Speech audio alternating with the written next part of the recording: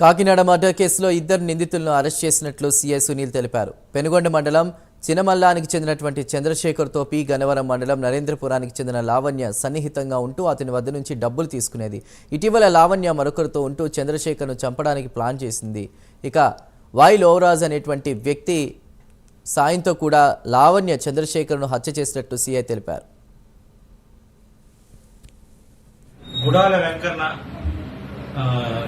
Age వచ్చి 55 years, ఇతను వచ్చి చిన్నమల్లము, పెనుగొండ మండలం. అయితే వీళ్ళ అబ్బాయి కనిపించడం లేదని 29th నాడు మా పోలీస్ స్టేషన్ వచ్చి కంప్లైంట్ చేయడం జరిగింది.